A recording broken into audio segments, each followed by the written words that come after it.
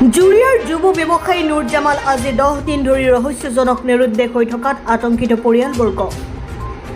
অভিযোগ অনুসৰি যোৱা 14 আগষ্টৰ পৰা ৰহস্যজনকভাৱে নিৰুদ্দেশ হৈ আছে যুৱ ব্যৱসায়ী নুৰ জামাল। এই ৰহস্যজনক নিৰুদ্দেশৰ আঁৰত লুকাই আছে বৃহৎ ধনৰ লেনদেন। জুৰিয়াৰ সিংগাৰী গেলেক্সি ৰেষ্টুৰেণ্টৰ অংশীদাৰ হিচাপে যুৱ ব্যৱসায়ী নুৰ জামালৰ পৰা প্ৰায় 24 লাখ টকা লৈছিল মুস্তাক আহমেদে। এই বৃহৎ ধনৰ পৰা 12 লাখ টকা উভতাই দিছিল যুৱ ব্যৱসায়ী নুৰ জামালক। বাকী 12 লাখ টকা আজি অৰ্থাৎ 25 আগষ্টৰ দিনা দিয়া কথা আছিল বুলি পৰিয়ালৰ লোকে সংবাদ মাধ্যমৰ আগত উল্লেখ কৰে। কিন্তু যোৱা 14 আগষ্ট সন্ধিয়া মুস্তাক আৰু মুছাব্বিৰে যুৱ ব্যৱসায়ীক নুৰ জামালক চিআইডিয়ে তলব কৰিছে বুলি কৈ নুৰ জামালক লৈ ৰূপহীহাটৰ খাটোৱালত বৈঠক কৰি 33 লাখ টকাৰ চুক্তিপত্ৰ স্বাক্ষৰ কৰাই বুলি মুস্তাক আৰু মুছাব্বিৰে নুৰ জামালৰ পৰিয়ালক অৱগত কৰাই বুলিও সংবাদ মাধ্যমৰ আগত উল্লেখ কৰে নুৰ জামালৰ পৰিয়ালে। এই বৃহৎ টকাৰ চুক্তিপত্ৰত স্বাক্ষৰ পিছৰ পৰাই ৰহস্যজনকভাৱে নিৰুদ্দেশ হৈ পৰে জুৰিয়াৰ যুৱ ব্যৱসায়ী নুৰ জামাল। আজি 10 দিন ধৰি নুৰ জামাল ৰহস্যজনকভাৱে নিৰুদ্দেশ হৈ থকাত শংকিত পৰিয়াল। ঘটনা সন্দৰ্ভত নগাঁও জিলা আৰক্ষীৰ অধীক্ষক লগতে জুৰিয়া আৰক্ষী থানাত এজাহাৰ দাখিল কৰি ন্যায় কামনা কৰিছে যুৱ ব্যৱসায়ী নুৰ জামালৰ পৰিয়ালে। ইতিমধ্যে সমগ্ৰ ঘটনাৰ ওপৰত আৰক্ষীয়ে তদন্ত অব্যাহত ৰাখিছে। আৰক্ষীৰ তদন্তৰ পিছত ঘটনাৰ প্ৰকৃত ৰহস্য উদ্ঘাটন হ'ব। যোৱাৰ এই 14/8/2026 তাৰিখে মোৰ স্বামী ঘৰত অহা নাই। 15/8/2026 তাৰিখে মুস্তাক হুছেইন আৰু মুছাব্বিৰ আলী মোৰ ঘৰত আহি কৈছিলে যে তোমাৰ স্বামীক উলিয়াই দিয়া। মই কৈছোঁ কি যোৱাৰ এই 14 তাৰিখৰ ৰাতিৰ পৰা মোৰ স্বামী ঘৰত অহা নাই, কি হৈছে কোৱা।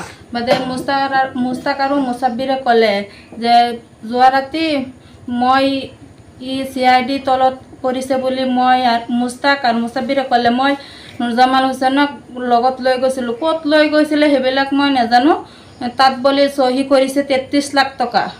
33 লাখ টকাৰ চহী কৰাৰ পিছতে মোৰ স্বামী ঘৰত অহা নাই।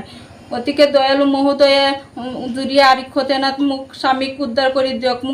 মোক সন্দেহ আছে মুস্তাক আৰু মুছাব্বিৰে কিবা কৰিছে। সিহঁতৰ লগত আগতেই টকা পইচাৰ লেনদেন আছে। টকা পইচা চাবলৈ গ'লে কিবা কিবি কৈ থাকে আৰু 25 তাৰিখে আমাক টকা দিব। আগতেই এটা টকা পইচাৰ লেনদেন আছে মুস্তাকৰ লগত ৰেষ্টুৰেণ্টৰ বিষয়ে।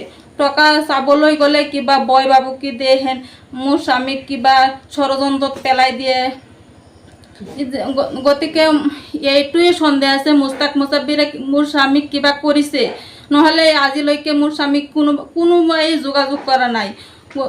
মুস্তাক আৰু মুছাব্বিৰে মোৰ স্বামীক উলিয়াই দিয়ক আৰু ক'ত চহী কৰিছে কি কৰিছে সেইটো তদন্ত কৰক। গতিকে এইটোৱে মোৰ দয়ালু মহোদয়ৰ ওচৰত মিনতি যে মোৰ স্বামীক কি হৈছে আৰু 33 লাখ টকা ক'ত চহী কৰিছে, কোন চিআইডিত চহী কৰিছে সেইটো তদন্ত কৰিব লাগে। কিমান দিন হ'ল এই ঘটনাটো? এই ঘটনা গ'ল 1 সপ্তাহ হৈ গ'ল। 14 আগষ্টৰ ৰাতিৰ পৰা মোৰ স্বামী কোনো বাকী যোগাযোগ কৰা নাই। 14 আগষ্টৰ ৰাতি কৈছিলে যে মই ফোন মাৰিছিলোঁ, মোৰ স্বামী কৈছিলে যে মই মুস্তাক আৰু মুছাব্বিৰৰ লগত আছোঁ। কোন চিআইডি তলব কৰিছে বুলি কৈছে? সেইটো নাজানো। আপোনালোকে এফআইআৰ কৰিছে? এফআইআৰ কৰিছোঁ। ক'ত কৰিছে? জুৰিয়া আৰক্ষী থানাত এফআইআৰ কৰিছোঁ, SP অফিচত এজাহাৰ কৰিছোঁ। কাৰ ওপৰত কৰিছে? মুস্তাক আৰু মুছাব্বিৰৰ নামত আৰু খাইৰুল ইছলাম নামত। খাইৰুল ইছলামৰ লগত বোলে চহী কি 33 লাখ টকাত চহী কৰিছে নে কি কৰিছে মই এইবিলাক নাজানো, সিহঁতৰ মুখৰ পৰাই শুনিছোঁ। মুস্তাক আৰু মুছাব্বিৰে জিম্মাত আনিছে যদি আজিলৈকে মোৰ স্বামী ঘৰতে অহা নাই। তাৰপিছত কোনোৱাই আহে গ্লাছত টুকুৱাই থাকে, ৰাতি 1-2 বজাত গ্লাছ ভাঙি চাঙি ঘৰত সোমোৱাই থাকে। এই দৰ্জাখন খুলি দিয়ক। মানুহজন ঘৰতে নাই, কেনেকৈ উলিয়াব? মই ঘৰৰ পৰা উলিয়াই নাই। মই মহিলা মানুহ 2জন থাকোঁ, মোৰ আৰু মোৰ শাহুই থাকে। ঠিক আছে, আপুনি কি ক'ব?